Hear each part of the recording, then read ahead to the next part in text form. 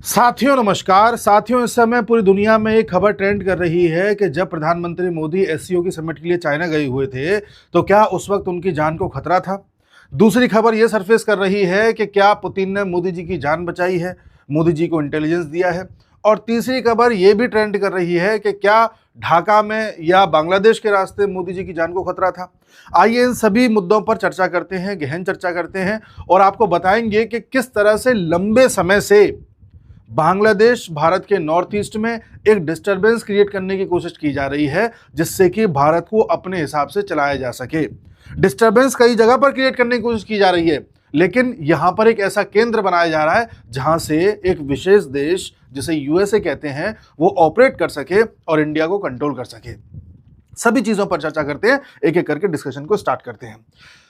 ये तस्वीरें आपको याद होंगी, ये एससीओ समिट की तस्वीरें हैं जहां पर तीनों ही राष्ट्राध्यक्ष वार्तालाप करते हुए दिख रहे हैं। मोदी जी की जो केमिस्ट्री है पुतिन के साथ वो भी काफी वायरल रही। किस तरह से दोनों वॉक कर रहे हैं, बातचीत कर रहे हैं, हर मुद्दे पर एक दूसरे के साथ चीजें साझा कर रहे हैं, सबने देखा था। ये जो तारीख है ये 30-31 अगस्त के आसपास की तारीख है। एक तरफ एससीओ समिट चल रही है, कई सारे देश आए हुए हैं, खबरें सुर्खियों में हैं। उधर अमेरिका का जो ट्रंप है वो चिढ़ रहा है इन चीज़ों से, क्योंकि उसे लगता है कि तीनों देश साथ ना आ जाए। अगर ये साथ आ गए तो उसकी हेगड़ी निकल जाएगी। और तीसरी जगह यानी चाइना में ये हो रहा है, अमेरिका में वो चिढ़ रहा है, और तीसरा बांग्लादेश के ढाका में उसी दिन 30-31 की रात को एक अमेरिका का ऑफिसर जो सीआईए की कैडर का है, जो कर्नल है, वो मृत पाया जाता है और उसकी लाश एक होटल के कमरा नंबर 808 में पाई जाती है। इस खबर को ऑन द स्पॉट दबा दिया जाता है। अमेरिका के कुछ ऑफिशियल्स तुरंत कहते हैं कि ये चीज मीडिया में नहीं आनी चाहिए। होटल वालों से कहते हैं कि कोई भी इस लाश को टच नहीं करेगा। उस लाश को उठाते हैं, पैक करते हैं, वापस यूएस ले जाते हैं। बाद में इस खबर को ऐसे दबा दिया गया जैसे कुछ हुआ ही ना हो। यूएस ने कोई प्रतिक्रिया नहीं दी। अब यूएस का कोई नागरिक, वो भी कर्नल रैंक का, वो भी सीआईए के कैडर का, अगर किसी देश में मारा जा रहा है, संदिग्ध अवस्था में मारा जा रहा है और यूएस कोई प्रतिक्रिया नहीं दे रहा। पहले बताया गया कि नेचुरल डेथ है, कोई इसे छुएगा नहीं, हम इसे लेकर के जा रहे हैं। बाद में धीरे धीरे खबरें आगे आई कि वो नेचुरल डेथ नहीं, पॉइजन से मारा गया था। पॉइजन का नाम था पोलोनियम। इसके बारे में जब और रिसर्च की गई तो यह पाया गया कि इस तरह के पॉइजन का इस्तेमाल रशिया करता है अपने दुश्मनों को मारने के लिए। अब रशिया कई बार अपने दुश्मनों में सीआईए के एजेंट्स को मारता है, कई बार दूसरे देशों के एजेंट्स को मारता है, और कई बार रशिया के ही लोगों को जो रशिया के खिलाफ हो जाते हैं उनको भी मारता है। देखा गया है रशिया जब भी इस तरह से किसी का एसेसिनेशन करता है, या कभी कोई रशिया में इस तरह से मारा जाए संदिग्ध अवस्था में, कोई जेल में मारा गया, कोई खिड़की से गिर गया गलती से, कोई शिप से नीचे गिर गया गलती से, कोई अचानक से उसको हार्ट अटैक आ गया, मर गया, तो ये सारी जो मरने के तरीके हैं ये रशिया या वहाँ की जो स्पाई एजेंसी है वो ज़्यादा करती है। तो यहाँ से खबर लिंक हो रही है, क्या इस ढाका में आए हुए सीआईए के एजेंट को रशिया ने मरवाया है या रशिया की एजेंसी और भारत की एजेंसी ने मिलकर के मरवाया है। ये अभी तक पूरी तरह से पुष्टि नहीं हो पाई है कि क्या रॉ का हाथ था, क्या रशिया की एजेंसी का हाथ था, क्या दोनों ने मिलकर के कराया है, या रशिया ने इंटेलिजेंस दिया, इधर हमने काम कर दिया। क्या हुआ क्या नहीं हुआ नहीं पता, लेकिन कुछ ना कुछ हुआ था।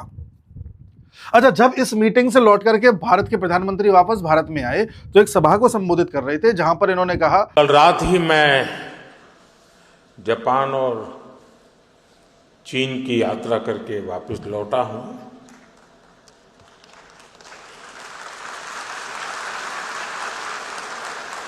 आप गया था इसकी ताली बजा रहे हो, आया हूं इसकी ताली बजा रहे हो। तो लोगों को लगा एक जनरल टॉक है, इसमें कुछ खास बात नहीं है। लेकिन जब इसको बाद में डिकोड किया गया, बाकी इनकी स्पीचेस से मैच किया गया, तो ये पाया गया कि जब भी वापस कहीं से आते तो इस तरह से मजाक मस्ती नहीं करते हैं। इस बार इन्होंने ये वाक्य बोला और फिर छोड़ दिया। ये भी देखा गया, जो मोदी को कवर करते हैं जितने भी पत्रकार लोग हैं, जितने भी विशेषज्ञ हैं, उनका कहना यह है कि मोदी जी कभी भी कोई घटना होती है, होने वाली होती है या होकर के चुकी होती है, उसको डायरेक्टली नहीं बताते मीडिया में, उसकी सिर्फ एक हिंट देते हैं, बाकी आप डिकोड करते रहिए। मोदी जी ने कई बार खुद भी बोला है कि मैं कभी भी कोई बड़ा स्टेप लेने वाला होता हूं उससे पहले ही मैं हिंट दे देता हूं। अभी आप लोगों के ऊपर है कि आप हिंट कैसे पकड़ें। तो जब इन्होंने कहा कि आप लोग इस बात के लिए ताली बजा रहे हैं या खुश हैं कि मैं वापस आ गया हूं, इस बात में गहराई है। वापस आ गया हूं का क्या मतलब है, वो तो आने ही थे, उसमें तो ऑब्वियस सी बात है। लेकिन इस बार क्या विशेष तरीके से वापस आए हैं? तो अगर इस कहानी को सच माना जाए कि इस तरह से एसेसिनेशन का प्लान बनाया जा रहा था, तो हाँ, शायद ये इशारा था कि मैं बच के वापस आ गया। आपको याद होगा एक तस्वीर और वायरल हो रही थी जिसमें प्रधानमंत्री मोदी और पुतिन एक कार में इस तरह से बैठे हुए हैं। एक्चुअल में जब ये मीटिंग खत्म होनी थी, खत्म होने के बाद जब सब वापस जा रहे थे, तो वापस जाते समय मोदी जी को अपनी कार में जाना था, पुतिन को अपनी में जाना था, बाकियों को अपनी में जाना था, फिर एक मीटिंग में जाना था। बताया जाता है कि पुतिन अपनी कार में पहले जाकर बैठे, कुछ देर तक इंतजार करते रहे, अपने आदमियों से कहा कि मोदी जी से कहिए मेरी कार में आके बैठे। मोदी जी को अपनी कार में बिठाया और मोदी जी और पुतिन साथ साथ लगभग आधा पौन घंटा 30 से 45 मिनट के बीच साथ साथ कार में रहे और सफर किए हैं। अब ऐसी कौन सी बात थी जो उनको इस कार में ही करनी थी?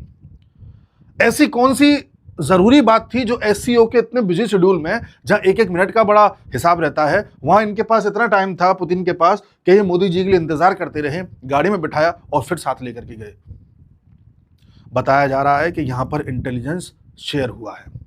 मोदी जी से ये कहा गया है कि आपकी लाइफ को ये खतरा है। एक व्यक्ति है ढाका में जो इस तरह से वहां इस समय इस नंबर के होटल में पाया जाता है। ये अगर मर जाए, ये व्यक्ति अगर मर जाए तो अमेरिका इसकी कोई जिम्मेदारी भी नहीं लेगा, मतलब अमेरिका उस पर संज्ञान नहीं लेगा। तो फिर आपस में क्या बात हुई हमें नहीं पता, पर ये बातें अभी तक चर्चा में हैं। अब आप कहेंगे कि वो आदमी कौन है साहब? वो आदमी, अच्छा इस मुद्दे पे भी चर्चा करूंगा। वो आदमी है ये 50 साल का कर्नल है, यूएस का, ये टेरेंस जैक्सन नाम है इसका, यूएस स्पेशल फोर्सेस का ऑफिसर है, कर्नल रैंक का, जो सीआईए से जुड़ा हुआ है। ये मृत पाया गया था होटल में संदिग्ध अवस्था में। ठीक है। अच्छा एक चीज और, सवाल ये उठेगा कि बैठक चल रही है चाइना में एससीओ की, ये आदमी मरा गया बांग्लादेश में, तो क्या ये बांग्लादेश से चाइना मानने वाला था मोदी जी को? नहीं। एक्चुअल में इसको बांग्लादेश में, इसको ही नहीं, ऐसे कई सीआईए के एजेंट्स हैं जो अभी बांग्लादेश में रुके हुए हैं, समय समय पर यात्रा कर रहे हैं, अपने एजेंडे को फिक्स कर रहे हैं, अपने ऑपरेशंस चला रहे हैं, और उद्देश्य उनका है भारत में एक तरीके से अस्थिरता पैदा करना। तो आप कहोगे कि फिर वो चाइना और बांग्लादेश वाला क्या सीन है? सीन ये है, रशिया ने जहां तक है भारत को ये इंटेलिजेंस दिया है कि ये आदमी कभी ना कभी किसी ना किसी तरह से ये प्लानिंग कर रहा है कि भारत के प्रधानमंत्री को टारगेट करे। इसके साथ भी हो सकता है अन्य इंटेलिजेंस दी गई हो कि इस जैसे कई लोग हैं जो वहां रह करके इस तरह की ट्रेनिंग कर रहे हैं, इस तरह की योजना बना रहे हैं, आप चीजों के लिए तैयार रहिए, एक हमारे निशाने पर है, हम उसे निपटा दे रहे हैं। ये भी हो सकता है। और क्या आप पूछेंगे कि चाइना में मोदी जी को कोई खतरा था? चाइना में मोदी जी को कोई खतरा नहीं था। चाइना में तब तक मोदी जी को कोई खतरा नहीं था जब तक चाइना खुद शामिल ना होता। हमारे देश के इतिहास में देखा गया है, जब जब ऐसे प्रधानमंत्री आए जिसने हमारे देश के लिए कुछ स्पेशल करने की कोशिश करी, जिन्होंने हमारे देश को एक अलग लीडरशिप देने की कोशिश करी, एक अलग पहचान देने की कोशिश करी, तब उन प्रधानमंत्रियों का असैसिनेशन कर दिया गया है। हमारे लाल बहादुर शास्त्री जी किस तरह से ताशकंद समझौते से लौट रहे थे और विमान में उनकी एक रहस्यमय तरीके से हत्या हो गई, जिसका आज तक खुलासा नहीं हो पाया। किस तरह से हमारी इंदिरा गांधी जी की हत्या कर दी गई, हम सब जानते हैं। और इंदिरा गांधी तो वो थी जिन्होंने इतने बड़े बड़े फैसले लिए थे जो उस समय लेना बहुत बड़ी बात थी।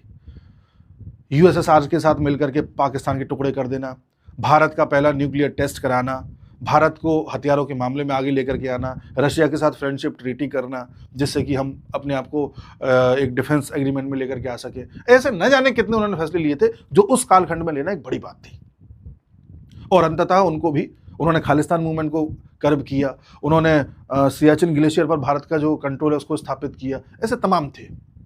यह श्रीलंका में भी, उस समय श्रीलंका में भी सीआईए आना चाह रही थी, यूएस आना चाह रहा था, आने नहीं दिया था इंदिरा गांधी ने। बाद में राजीव गांधी की हत्या इसलिए नहीं हुई कि उन्होंने कुछ स्पेशल काम किया। वो उनका काम बस यही था कि उन्होंने लिप्टे से पंगा ले लिया था जो श्रीलंका में था उस वक्त, तो उनका मैटर अलग था। तो ये जो पूरा मामला है, भारत के इतिहास को आप देखोगे, ना हमारे प्रधानमंत्रियों को छोड़ा गया, ना हमारे, अब आप उनको देखिए, हमारे जो सेनाध्यक्ष थे उनके साथ भी यही किया गया। हमारे जितने भी न्यूक्लियर साइंटिस्ट रहे हैं जो किसी विशेष क्षेत्र में हमको पहचान दिलाने वाले थे, देश की सेवा करने वाले थे, उनकी रहस्यमय तरीके से मौत हो गई। कई, होमी जहांगीर भाभा से शुरुआत करिए आप, न जाने ऐसे कितने, मैं विद प्रूफ अभी दिखाऊंगा आपको। तो आप अगर ये सोच रहे हैं कि भारत बड़े नेचुरल तरीके से ग्रो कर रहा है, भारत को कोई दिक्कत नहीं है, भारत में बस जाति पाति की समस्या है, धर्म की समस्या है, वैसे तो कोई दिक्कत नहीं है, तो आप भ्रम में हैं।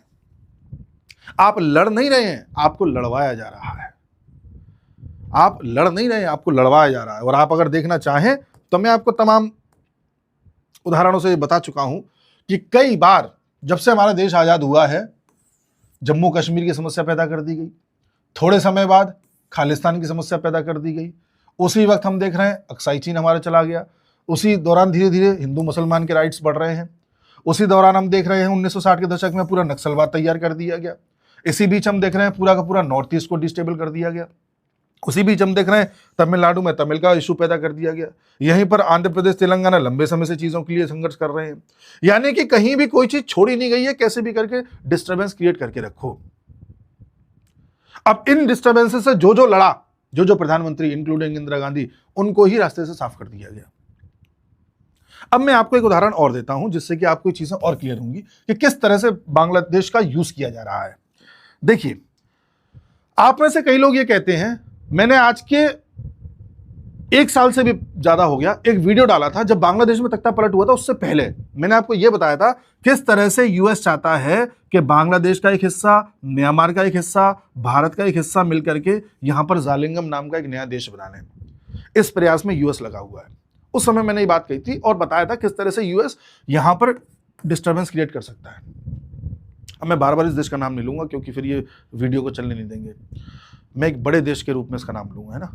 तो ये बड़ा देश हमेशा ये चाहता था कि यहां पर एक क्रिश्चियन देश बन जाए और उसका जालिंगम नाम हो। उस समय तक बांग्लादेश में तख्ता पलट हुआ नहीं था। थोड़े समय बाद देखते हैं बांग्लादेश में तख्ता पलट हो जाता है और तख्ता पलट का रीजन ये बताया जाता है कि शेख हसीना से यूएस ने बोला था कि हमें सेंट मार्टिन आइलैंड दे दो, शेख हसीना ने मना कर दिया। देखिए, ये बांग्लादेश है, ये म्यांमार है, ये रहा सेंट मार्टिन आइलैंड। तो सेंट मार्टिन आइलैंड मांगना चाह रहा था यूएस शेख हसीना से, शेख हसीना ने मना कर दिया। यूएस ने कहा ठीक है, लो तख्ता पलट हो गया। अब वहां पर जो पपेट ला करके बिठाया गया है मोहम्मद यूनुस, जो किसी काम का नहीं है, ये मोहम्मद यूनुस हर वो काम करने को तैयार है जो यूएस इससे कहेगा, हर वो काम करने को तैयार है। अब यूएस इससे कहकर के इसके देश का उपयोग होने दे रहा है जिससे कि डिस्टर्बेंस यहां भी हो सके, यहां भी हो सके।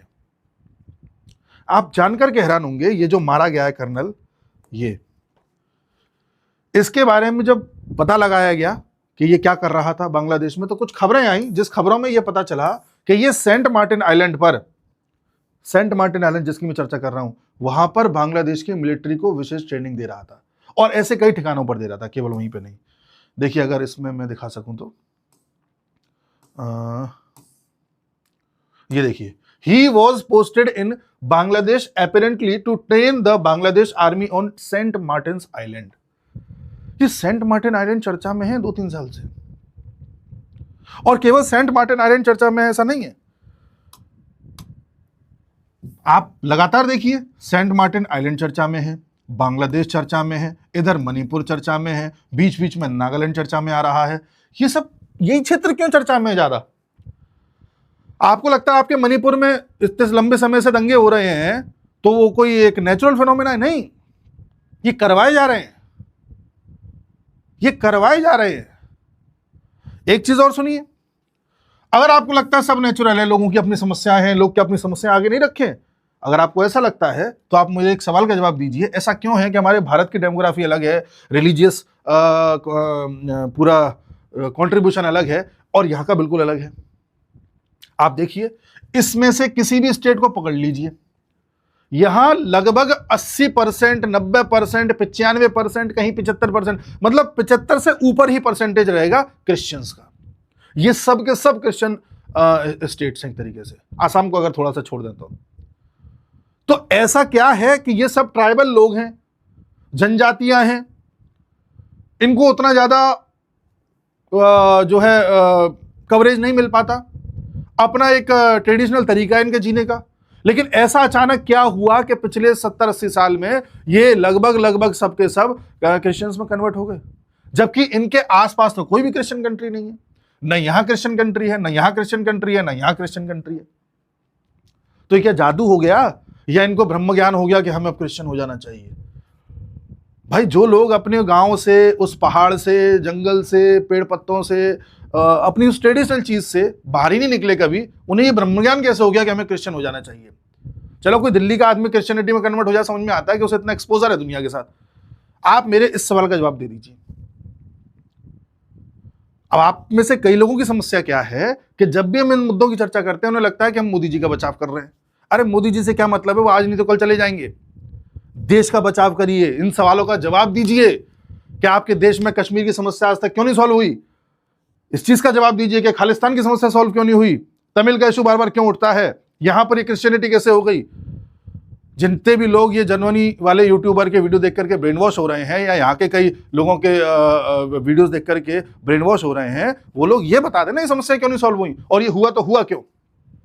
आंसर मैं दे रहा हूं, क्योंकि इस पूरे क्षेत्र में आप देख लीजिए,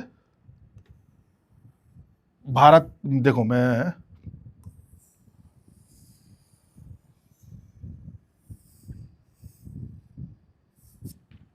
इस पूरे क्षेत्र में कोई भी क्रिश्चियन कंट्री नहीं है, और दुनिया का एकमात्र ऐसा क्षेत्र है जहां कोई क्रिश्चियन कंट्री नहीं है। थोड़े बहुत क्रिश्चियन कहीं कहीं कहीं पाए जाते हैं, बट डेडिकेटेडली कोई एक क्रिश्चियन कंट्री नहीं है। या तो बौद्ध कंट्रीज है, या इस्लामिक है, या हिंदू है, या इस्लामिक है, या नास्तिक भी है। बाकी हर जगह क्रिश्चियन कंट्रीज है। तो इनको ये चाहिए था पहले यूके को, फिर यूएस को, कि कम से कम एक क्रिश्चियन कंट्री यहां ऐसा हो जिससे क्रिश्चियंस को एक सेल्फ क्या रहे कॉन्फिडेंस कहें, या एक अथॉरिटी मिले, उन्हें लगे कि भाई हमारा एक ब्रांच यहां भी है, हम यहां से सब जगह अपना चला सकते हैं कन्वर्जन का। ये है साहब। तो यूएस जब ये काम नहीं कर पाया, या वो बड़ा देश जब यहाँ पर सेंट मार्टिन आइलैंड नहीं ले पाया, तो उसने कहा कोई दिक्कत नहीं है, हम यहाँ तख्ता पलट कर देंगे, उसके बाद इस्तेमाल कर लेंगे चीजों को। तो उसके बाद देखा गया बांग्लादेश में एक के बाद एक उस बड़े देश के कई सारे अधिकारी आए हैं, आकर के अलग अलग ऑपरेशंस में संलिप्त रहे हैं, जिनमें से एक ये भी है। यूएस का फॉर्मर एनवॉय है पीटर हास। ये पहले बांग्लादेश में यूएस का एम्बेसडर था, ये रिटायर हो गया, इसकी सेवा समाप्त हो गई, बावजूद उसके देखा जा रहा है ये बार बार बांग्लादेश आ रहा है। तो इस बात को लेकर के संदेह हुआ, तो खबर ये आ रही है कि इंडियन इंटेलिजेंस इसके पीछे लगी हुई है, देख रही है कि बार बार क्यों आ रहा है। बांग्लादेश में इस वक्त कई सारे यूएस के ऐसे ऑफिशियल्स हैं जो किसी न किसी प्रोजेक्ट में लगा दिए गए हैं, और इसीलिए आप देख रहे हैं। एक चीज और बता रहा हूं आपको, नेपाल को भी अस्थिर करने का प्रयास किया गया था। नेपाल में जितने भी इससे पहले प्राइम मिनिस्टर थे, सब वो एक ही थाली के चट्टे बट्टे थे। वो इसको पावर दे दे रहा है, प्रचंड उसको दे दे रहा है, केपी शर्मा ओली प्रचंड को दे दे रहा है, कोई किसी और को दे दे रहा है। वो सब कम्युनिस्ट थे, और लगभग लगभग सब भारत के खिलाफ ही चीजें कर रहे थे, और बड़ी आसानी से बिक जाते थे। अचानक नेपाल में कुछ होता है, अचानक इन सबको उखाड़ के फेंक दिया जाता है, सब भग जाते हैं नेपाल से बाहर, और एक ऐसी महिला को प्राइम मिनिस्टर की जिम्मेदारी सौंप दी जाती है जो बिल्कुल प्रो इंडियन है, इंडिया से पढ़ी भी है। तो नेपाल सेट हो गया ना, बाकी आप समझदार हैं। पाकिस्तान किस तरह से परेशान है अफगानिस्तान की तरफ से, वो आप सब जान रहे हैं। पाकिस्तान ऑपरेशन सिंदूर में पिटा, उसके बाद पिटा, अब अफगानिस्तान से पिट रहा है, और प्यासा मर रहा है, वो अलग है। किस तरह से भूटान के बार बार राजा और भूटान के प्राइम मिनिस्टर भारत आ रहे हैं, और लगातार भारत से संपर्क इनका हो रहा है, और भारत और भूटान के प्रोजेक्ट्स बढ़ते चले जा रहे हैं। और भारत ने कहा है कि हम आप जहाँ भूटान अपने यहाँ पर एक छोटा ऐसा शहर बनाना चाह रहा है जिसमें दुनिया की सारी सुविधाएं हो, उसमें भारत भी कंट्रीब्यूट कर रहा है। तो भूटान अपने पक्ष में है। श्रीलंका पहले थोड़ा सा बगावती सुर आलाप रहा था, श्रीलंका के प्रेसिडेंट को हमने बुलाया, बातचीत करी, उसके बाद पूरी तरह से प्रो इंडियन हो गया। किस तरह से मोहम्मद मुइज़्ज़ू कहाँ गया, किस तरह से मालदीव्स का प्रेसिडेंट मोहम्मद मुइज़्ज़ू भारत के खिलाफ था, अब वो किस तरह से भारत के पक्ष में हो गया है, आप जान रहे हैं। केवल एक देश है अभी जो बिल्कुल, देखो पाकिस्तान को तो मैं देश नहीं मानूंगा, लेकिन बांग्लादेश एक ऐसा देश है जो खतरे की घंटी है। बांग्लादेश से सटा हुआ है वेस्ट बंगाल, जो बांग्लादेश के मंसूबों को फेवरेबल कंडीशन देता है, फेवरेबल परिस्थितियां देता है। और इसके अलावा आप अगर देखें तो म्यांमार है जहां से दिक्कतें हो रही हैं। म्यांमार में लगातार कुछ ना कुछ स्ट्राइक्स ऐसी हो रही हैं जिससे कि यहाँ के जितने भी मिलिटेंट्स हैं उनकी रातों की नींद उड़ी हुई है। मैंने एक वीडियो में आपको पहले ही बताया था और फिर बता रहा हूं, देखिए ये भारत और म्यांमार के बॉर्डर पर एक ड्रोन स्ट्राइक हुई है अभी 4-5 दिन पहले, जिस ड्रोन स्ट्राइक में NSCN-KYA के कुछ लोग मारे गए हैं। लीडर अभी घायल हो गया, मरा नहीं है, बट उसके बॉडीगार्ड मारे गए और तथा कुछ अन्य लोग मारे गए। अब ये क्या है? National socialist council of Nagaland एक संगठन है जो ये चाहता है कि नागालैंड का क्षेत्र बढ़ा दिया जाए, ग्रेटर नागालैंड बन जाए। इसने अभी कुछ दिन पहले अरुणाचल प्रदेश में असम राइफल्स पर हमला कर दिया था। उस हमले के बाद इन पर हमला हो गया 3-4 दिन पहले, ड्रोन स्ट्राइक्स हो गई म्यांमार के बॉर्डर पर। अब ये किसने करी है, किसने नहीं करी है, कोई जिम्मेदारी नहीं ले रहा इसकी, बाकी आप समझदार हैं। इसी प्रकार की एक स्ट्राइक हुई थी अभी जुलाई के महीने में, जब जो उल्फा संगठन है, मैं दिखा नहीं पा रहा हूं आपको, इसमें नहीं है वो, उल्फा ULFA संगठन जो नॉर्थ ईस्ट के विरोध में कुछ ना कुछ करता रहता है, उस पर स्ट्राइक हुई थी म्यांमार में। किसने करवाई होगी आप जान रहे हैं। तो म्यांमार की सफाई लगातार चल रही है, नॉर्थ ईस्ट को ठीक किया जा रहा है लगातार, इधर अगल बगल के देशों को ठीक किया जा रहा है, बांग्लादेश अभी ठीक नहीं हो पा रहा है, वो एक पेंडिंग है, और वही फेवरेबल कंडीशन बन गया है एक बड़े देश के लिए, इसलिए वो अपने लोगों को यहां भेज रहा है ताकि यहां से ऑपरेट करो और चीजों को आगे बढ़ाओ। आप बात को समझ पा रहे हैं मैं कहना क्या चाह रहा हूं। इसके अलावा बांग्लादेश में रह करके चीजों को ऑपरेट करने के अलावा प्रयास क्या किया जा रहा है, जितने ज्यादा इन्फिल्ट्रेट लोग हैं उनको भारत में वोटर ID कार्ड बनवाओ, उनको ज्यादा से ज्यादा वोटिंग करवाओ। एक ऐसा स्टेट जो आपको इन चीजों में मदद कर सके, उस स्टेट की जितनी हो सके मदद लो। अच्छा, यहां पर जितने भी लोग गैर कानूनी तरीके से भारत में आ रहे हैं, घुसपैठिए हैं, वो भारत में आकर के वोटर ID कार्ड बनवा करके यहां पर वोटिंग करना चाह रहे हैं या कर भी रहे हैं, यहाँ के लोगों के अधिकारों को छीन रहे हैं, जमीन को छीन रहे हैं, कन्वर्ट कर रहे हैं बड़े स्तर पर। यह चीज अब और ज्यादा बढ़ा दी गई है पिछले कुछ वर्षों में। इसी को कर्व करने के लिए बार बार मोदी जी बोल रहे हैं। इस बार 15 अगस्त को लाल किले से खुल करके बोला था कि घुसपैठियों के खिलाफ हम अब खुल करके आगे आएंगे और एक एक घुसपैठियों को देश से भगाएंगे। अभी असम में उन्होंने ये बोला कि मैं चैलेंज करता हूं, तुम घुसपैठियों को रखने की कोशिश कर रहे हो, मैं भगाने की कोशिश करूंगा। तो अचानक भारत की सरकार घुसपैठियों के विरुद्ध इतना क्यों हो गई? क्योंकि उन्हें पता है कि अब इनके जरिए खेल कराया जाएगा। समझ रहे हो? एक बड़ा देश जब ये चाहे कि आप उसके अनुसार चलें, तो पहले वो आपसे प्यार से कहेगा, आप नहीं मानोगे तो आपकी सरकार को हिलाने की कोशिश करेगा। सरकार नहीं हिलेगी तो सरकार को कमजोर करने की कोशिश करेगा। जब सरकार कमजोर हो जाएगी, 240 सीटें आ जाएंगी, उसके बाद भी अगर सरकार ऐसी बिहेव करे 300 सीटों वाली, तो फिर यही किया जाता है जो मोदी जी के खिलाफ साजिश की गई थी।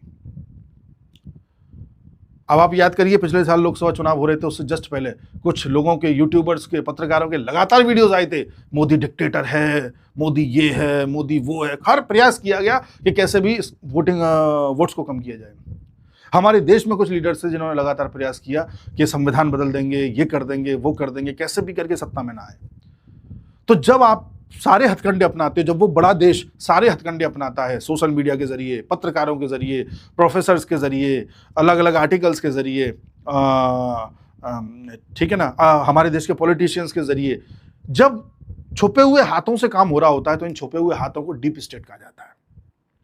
तो ये कहा गया है कि जो CIA का एजेंट मारा गया है, ये डीप स्टेट के द्वारा काम करवाया जा रहा था। इससे इस तरह से सत्ताएं चलाई जाती हैं। अब आपको एक उदाहरण और देता हूं और फिर बताऊंगा किस तरह से हमारे देश में न्यूक्लियर साइंटिस्टों की भी हत्या की गई है। अच्छा, एक टॉपिक ये रह रहा है, मैं इस पर भी बताता हूं अभी आपको। अब एक बात ये है कि मान लीजिए हमारे देश में किसी भी तरह से कोई ऐसा कुछ हो जाए जिससे कि मार्केट धड़ाम से गिर जाए नीचे, एकदम लोगों के पैसे डूब जाए, तो तब तो लोग सड़कों पर आएंगे। सड़कों पर लेकर के आना है, कभी किसान आंदोलन जैसा कुछ चालू कर दो, कभी CA का प्रोटेस्ट स्टार्ट कर दो, कभी खालिस्तान का मूवमेंट स्टार्ट कर दो, कभी लाल किले पर चढ़ जाओ, कभी तमिल और वर्सेस हिंदी कर दो, कभी मणिपुर का इशू कर दो, कभी नक्सलिज्म को प्रमोट कर दो, कभी हिंदू मुसलमान दंगे करा दो। जब ये सब काम नहीं कर रहे हैं तो ऐसा क्या करें कि लोग सड़कों पर आए और सत्ता परिवर्तित हो जाए? तो फिर आती है जेब। जैसे ही बात पैसे पे आती है, तुरंत धर्म, जाति, ये सब चीजें पीछे छूट जाती है। अब जेब कैसे लोगों की ढीली हो, या महंगाई कैसे बढ़े, या मार्केट अस्थिर कैसे हो, उसके लिए कुछ कुछ ऐसी बातें कहते रहो जिससे पूरे दुनिया का शेयर मार्केट हिल जाए और ऐसी अर्थव्यवस्थाएं जो भारत जैसी हैं वो भी हिल जाए। तो उसके लिए कुछ ऐसा बयान दे दो जिससे खेल खत्म हो जाए सबका। इसलिए डोनाल्ड ट्रंप अचानक से जो बातें कहते हैं, सुबह उठ करके बोल देंगे मैं भारत पर सोच रहा हूं 100% टैरिफ लगा दूं। पता चला यहाँ कंपनियों के कान खड़े हो गए, अरे 100% लग गया, अब तो मर गए, अब तो हमारा माल बिकेगा ही नहीं, शेयर गिरे धड़ाम। अगले दिन डोनाल्ड ट्रंप उठे, मेरी मोदी जी से बात हो गई है, अब भारत रशिया से तेल नहीं खरीदेगा। पता चला जितनी भी तेल वाली कंपनी है सब एकदम धड़ाम, कह रहे मर गए। जब तक आप क्रॉस वेरीफाई करोगे कि मोदी जी ने बात करी भी है कि नहीं भी करी है, कि क्या हुआ है क्या नहीं हुआ है, तब तो शेयर नीचे गिर जाएंगे। और जैसे ही शेयर नीचे गिरेंगे तुरंत यूएस के लोग उन शेयर्स को खरीद लेंगे। और फिर जैसे क्लियर होगा, जब तक भारत जब बयान देगा कि नहीं नहीं ऐसी कोई बात नहीं हुई है, वो गलत बोल रहे हैं, तब तक शेयर नीचे जा चुके होंगे, दुनिया के लोगों ने खरीद लिए होंगे, और फिर जैसे ये ऊपर आएंगे तुरंत ही लोग बेच देंगे। शॉर्ट सेलिंग कहते हैं इसे। पैसा कम गया, यहां से पैसा कमेगा और उसका उपयोग किया जाएगा। और सुनिए, प्रयास लगातार ये था पिछले 6 महीने से कि कैसे भी भारत में महंगाई बढ़ा दो, टैरिफ लगा दो, हमेशा सैंक्शंस की धमकी देते रहो, रशिया से तेल ले रहे हो, रशिया से तेल ले रहे हो, ऐसा करके डराते रहो, यहां पे बाजार इन्वेस्टमेंट ज्यादा हो ही ना पाए, छोटे छोटे दंगे कराते रहो। इस प्रकार का प्रयास किया गया कैसे भी महंगाई बढ़ जाए। अच्छा, एक चीज और गौर कीजिए, जब जब डोनाल्ड ट्रंप कुछ कहता है तो दुनिया में शायद ही कोई बड़ा नेता है जो उसके सुर में सुर मिलाता हो। कोई उसके एक दो चमचे हो तो बात अलग है, पाकिस्तान जैसे, बाकी कोई नहीं मिलाता, सब समझ गए उसे कि वो किस तरह का आदमी है। लेकिन हमारे देश में एक विपक्ष के नेता हैं जो तुरंत ट्रंप के सुर में सुर मिलाते हैं। ट्रंप ने कहा डेड इकोनॉमी है भारत की, हाँ सही कह रहे हैं ट्रंप, बिल्कुल सही कह रहे हैं, देख लीजिए। मोदी ट्रंप से डरता है, मोदी ट्रंप से बचना चाह रहा है। ट्रंप के सुर में सुर कौन मिला रहा है, इस बात पर भी ध्यान दीजिएगा। अब आप कड़ियां समझ पा रहे हैं किस तरह से भारत में खेल चलाया जा रहा है। और सुनिए, ये जो खबर आई थी एससीओ समिट में, ये सब जो होने वाला था, ये जो पुतिन ने जो कुछ बताया, इसके बाद से एक भी इवेंट ऐसा नहीं है जहां मोदी जी किसी ऐसे मंच पे गए हो जहां यूएस का कोई बड़ा डेलीगेशन हो या यूएस का कोई ये ट्रंप वगैरह कहीं हो। यूएन में जाना था, कैंसिल कर दिया, जयशंकर साहब को भेज दिया। उसके बाद एक मीटिंग और होनी थी कहीं पर, मुझे याद नहीं आ रही, उसमें भी मोदी जी नहीं गए। और अब आसियान समिट होनी है, वहां भी मोदी जी ने बोल दिया मैं नहीं जाऊंगा, वहां ट्रंप आएगा। मोदी जी ने बोला मैंने, हाँ वो गाजा वाली जो डील हुई थी वहां भी मोदी जी नहीं गए। अब आसियान समिट होनी है, उसमें भी मोदी जी नहीं जा रहे हैं। उसमें उन्होंने कहा मैं वर्चुअली अटेंड करूंगा। तो अब इसके दो कारण देखे जा सकते हैं। कुछ लोग ये कह रहे हैं कि लगातार मोदी जी ट्रंप को अवॉइड कर रहे हैं क्योंकि कोई भी ऐसी सिचुएशन खड़ी करना नहीं चाहते जहां पर ट्रंप खड़े होकर कुछ भी बक दे, क्योंकि वो पागल कुछ भी बोल सकता है और इससे किसी भी देश के लिए एक बेइज्जती भी हो सकती है। अब एक वो है पाकिस्तान है, पाकिस्तान को कुछ भी बोल दे, पाकिस्तान को फर्क नहीं पड़ेगा, हमारी दुनिया में इज्जत है। अब एक ट्रंप कुछ भी बोल देता है कहीं भी खड़ा होकर के, या बोल देगा कि मैंने भारत पाकिस्तान के बीच में सीज फायर कराया, तो मोदी जी थोड़ी कहेंगे माइक पकड़े नहीं नहीं नहीं कराया तूने, नहीं कराया, नहीं, ये चीज़ें थोड़ी ऑकवर्ड हो जाती हैं। तो मोदी जी जितना हो सकता है ट्रंप को अवॉइड कर रहे हैं, जिससे कि कोई भी किसी भी तरह का कोई ऐसा ऑकवर्ड स्थिति पैदा ना हो। और दूसरा ये है कि मोदी जी हर उस जगह पर जाने से बचेंगे जहां तक लग रहा है जहां पर सीआईए का अच्छा खासा पकड़ हो। क्योंकि अच्छा, ऐसा नहीं है कि चाइना में मोदी जी है तो कोई मार देगा, रशिया में है तो कोई मार देगा, नहीं, ऐसा नहीं होता है, क्योंकि उस देश की भी जिम्मेदारी होती है, ऐसा कुछ भी नहीं कर सकते आप। लेकिन कहीं पर सीआईए का ज्यादा पकड़ है, वहां धीरे से कोई मोदी जी के बगल से एक आदमी आया और टच करके निकल गया इनको। अब उस आदमी के हाथ में पॉइजन था, टच करा गया, अब ये पॉइजन धीरे धीरे धीरे धीरे धीरे पता चले 24 घंटे में खेल खत्म कर दे, क्या कीजिएगा आप? तमाम रिस्क हैं, ये मारने का तरीका थोड़ी गोली मारो या जहर ही दे दो, तमाम तरीके आजकल नई नई चीजें ईजाद हो गई हैं। तो अभी इन चीजों से बचना चाहिए, ऐसा एक सामान्य अध्ययन कह रहा है। दूसरा, मैं इस मुद्दे पर बार बार ये तस्वीर आके निकल जाती है, बड़ा साहब चर्चा हुई कि जब अलास्का में ट्रंप और पुतिन की मीटिंग हुई थी तो ये जो पुतिन थे ये नकली थे, उनके बॉडी डबल थे। बड़ा साहब अध्ययन हुआ इस पर, इनके एक एक नैन नक्श देखे गए, इनकी हरकतें देखी गई, तो पाया गया कि पुतिन तो नहीं लग रहे हैं, जिस तरह से एक्सप्रेशंस थे, जिस तरह से मीडिया से बातचीत कर रहे थे, वो वाली बात आ नहीं रही थी। फिर खबरें आई कि पुतिन वहां पर अगर अपना मलमूत्र भी कर रहे हैं कुछ, तो वो भी सूटकेस में पैक करके वापस ले जाया जा रहा है। और बड़ा एक हैरानी की बात थी कि पुतिन यूएसए की धरती पर कैसे चले गए। अब ये बात थोड़ी बहुत पुष्ट नजर आ रही है कि हो सकता है बॉडी डबल भी हो, क्योंकि पॉसिबल है, कोई बड़ी बात नहीं बॉडी डबल तैयार करवाना इस तरह का। अब आप कहोगे क्या पुतिन को ये खतरा था कि यूएस की धरती पर मुझे मार दिया जाएगा? कभी नहीं मारा जाएगा। यूएस की धरती पर पुतिन को कोई छू भी नहीं सकता। लेकिन हो क्या सकता था कि पुतिन यूएस की धरती पर उतरेंगे, कहीं तो बैठेंगे, कहीं तो उठेंगे, कुछ तो छुएंगे, कहीं पर फिंगरप्रिंट आ जाएगा, कहीं पर हो सकता है कोई बाल टूट के गिर जाए उनका, कहीं से भी कुछ भी डीएनए का जरा भी सैंपल मिल गया तो उस डीएनए के सैंपल से पुतिन को मारने के लिए कौन सी सबसे बेस्ट दवाई बनाई जा सकती है, यह मुमकिन किया जा सकता था। इसलिए पुतिन का डीएनए वहां पहुंचे ही नहीं। इसका बस एक ही उपाय था कि पुतिन ही ना पहुंचे वहां पे। तो यह भी अब एक थ्योरी सही साबित होती दिख रही है।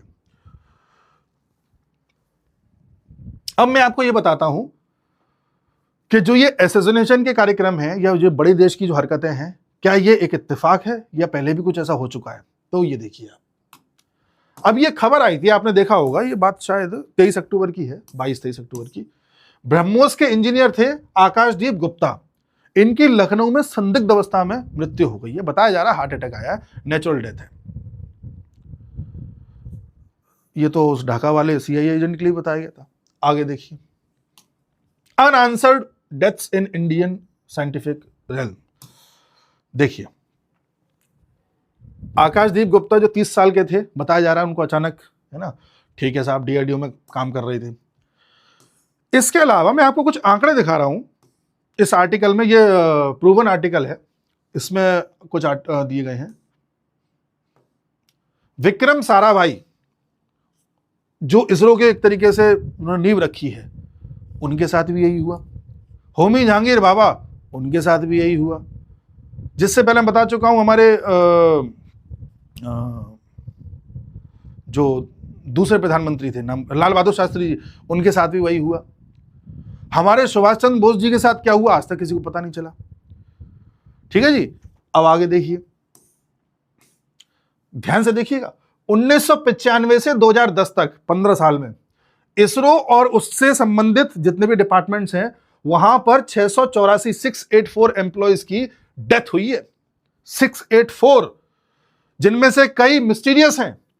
डेटा जो प्राप्त होता है आरटीआई से प्राप्त हुआ है, आरटीआई से डेटा प्राप्त हुआ है।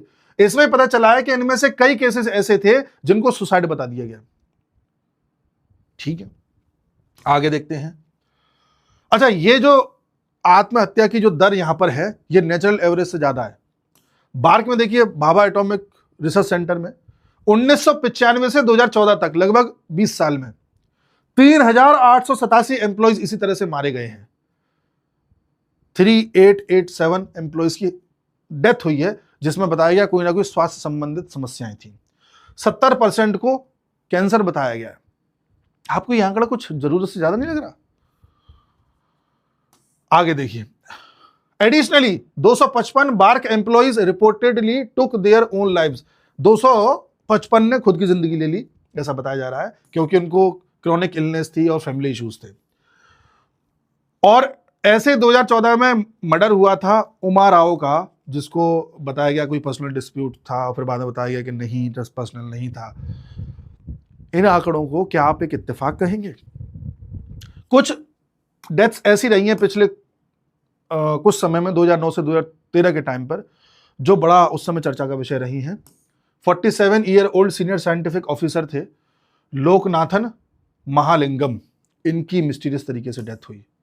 फिर 2010 में एम पद्मनाभन अय्यर, जो बार्क के मैकेनिकल इंजीनियर थे, इनकी इसी प्रकार से डेथ हुई। फिर उमा राव, जिनका ये हुआ, बताया था मैंने। मोहम्मद मुस्तफ़ा 2012, के जोश एंड अभीश शिवम, एक की उम्र 34 साल, एक की 33 साल। अच्छा, मोहम्मद मुस्तफ़ा 24 साल, ठीक है। उमा राव 63 ईयर्स। तो ये ज़्यादातर जवान हैं। जो 63 ईयर वाले, चलिए वो, फिर जहांगीर बाबा की तो हम बता ही चुके हैं। तो क्या ये इत्तेफाक है? फैसला आपका। मिलते हैं अगले वीडियो में, तब तक के लिए नमस्कार।